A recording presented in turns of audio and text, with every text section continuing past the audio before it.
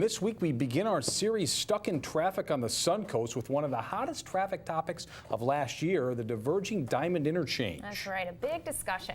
SNN's Hallie Pilot joins us now live, taking a look at whether it's serving its purpose. Hallie? Grant, Nicole, you know what? It feels like we were just here covering the opening of this interchange, and of course that day the mood was a little bit different. You know, tensions were high, there were some nerves in the air.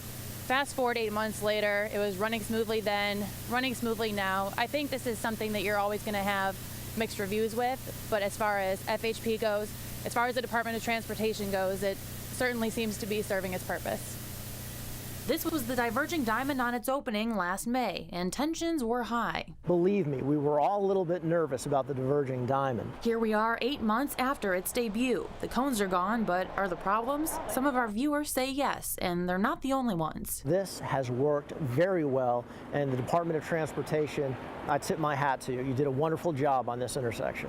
It has been, I think, a huge success, and that's the feedback that we've gotten from a lot of the public as well. Birch said with the I-75 University intersection, he and the DOT knew they'd have to think outside the box. Because we knew that the traffic volumes that you have there just were more than what the traditional, diamond or single point interchange would handle. And this is actually the most efficient interchange that we can build. It allows the interstate to be cleared very quickly. It also allows University Parkway to clear quickly when people are merging onto and from the interstate. The DDI eliminates a lot of the conflicts at traditional stoplight intersections, helping drivers.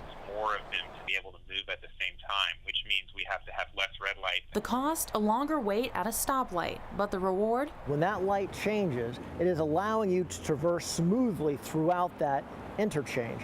You're no longer having to slow down for people merging onto the interstate or exiting the interstate. Decreasing travel time and increasing safety. Much fewer crashes, and we also see much fewer times in the day where traffic is backed up on the interstate. Watson wishes everyone would embrace the controversial interchange. It's the way to go, and I think we're going to see more of these within the state of Florida. He's right, we will, in the state and on the Suncoast. We're looking at diverging diamond interchanges for the interchanges at Bee Ridge and Clark Road as well. So buckle up, because this is just the tip of the diamond.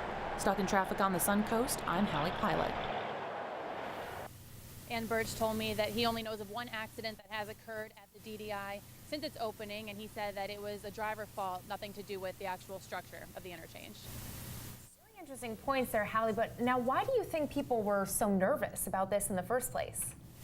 You know, Nicole, I think it just comes down to people don't like change. You know, it was a new thing, it was unfamiliar, it was the first style of this intersection in the state and the biggest in the country. So I think that it was more of a scary thing until it actually happened, but the Department of Transportation told me then, just like they'll tell you now, as long as you follow your lane, stay in your lane, it's no different than any other intersection. Good advice. Hallie Pilot reporting live for us tonight. Hallie, thank you so much for that report. Well, we have some poll results from our web postings tonight. The poll asked, do you think the Diverging Diamond Interchange is an effective solution at University and I-75? Well, 56% say yes, 44% say no. And one comment from that poll reads, quote, "It's great, drive through it every day. What used to take 15 to 20 minutes to get through the intersection now takes less than 5. And another comment, it still uses traffic lights, so it will never relieve traffic. Should have been built with an over-under design.